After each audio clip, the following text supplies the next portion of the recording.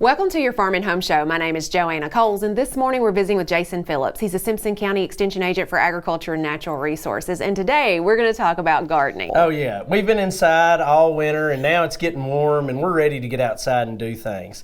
But you can't jump the gun. You can't get out there too early, because what's a shame is to see people work very, very hard, and then we get a late frost, which is almost inevitable. And probably tomatoes are the victim, I feel like, most of the time, because tomatoes are king in our Kentucky garden. Right. And sometimes you're not watching the weather, you're not paying as close of attention, and then you wake up and it's too late. So, and some of our gardens are really large, so it's not even feasible. Right. It can be difficult, to say the least, to cover up all those things. Right, but there's some vegetables that like cool weather that can absorb some of the frost events. You know, some of those early vegetables that we can plant right now, broccoli, cabbage, lettuces, those type of things, and they're great. Yeah, our leafy greens. Yes. I mean, they're good in the cooler temperatures, but when looking, a lot of people, when we think about gardens, a lot of people are thinking about those summer vegetables, like you say, tomatoes and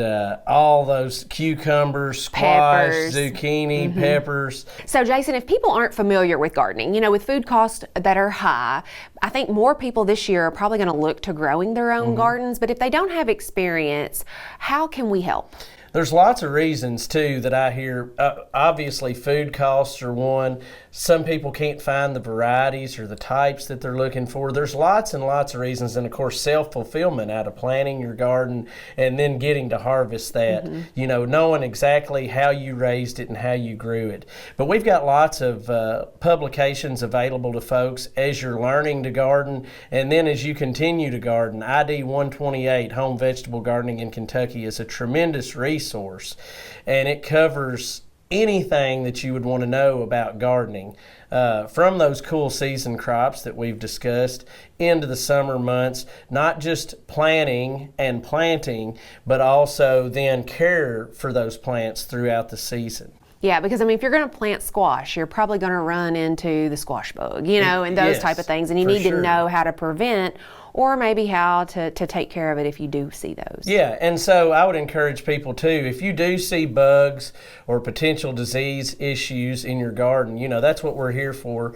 at the University of Kentucky Cooperative Extension Service. We will identify those bugs, because the first step in controlling a pest is knowing what you're dealing with, because you can certainly use the wrong thing and it may not be effective against that particular pest.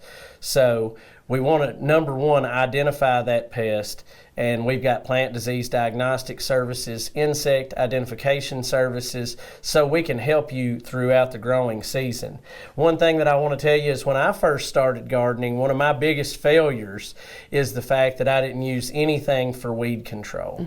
And I believe it drove my grandfather crazy, because his garden never had weeds in it, and mine did. So if you don't have time to constantly be out there pulling weeds, of course the weeds compete with the tomatoes or squash or whatever it is that you're trying to grow for nutrients and for water, and also, of course, can cause more disease issues. So I would encourage people to use some mulching material in order to minimize weed problems in your garden. And that helps maintain moisture as well. So there's several benefits to that. It does. It shades the soil, keeps it cool, adds moisture. Now some people like to work in between the rows if you've got like a hand tiller or something like that. Now that can be effective too.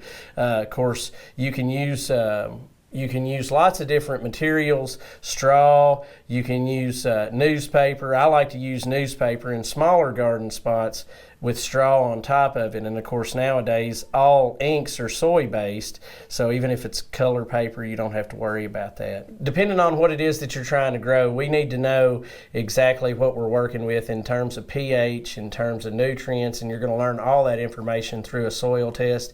We'll help you to interpret the results of that soil test, and it's going to tell you what you need to do in order to have the optimum likelihood for success with your desired crops. And that's what we want, right? That's exactly. And so if you need help gardening, make sure to contact your extension office. We have the SnapEd garden calendars, Sure. Tons of recipe inspiration. Some of those SnapEd recipes are great. We appreciate you watching the Farm and Home Show, and we'll see you next time.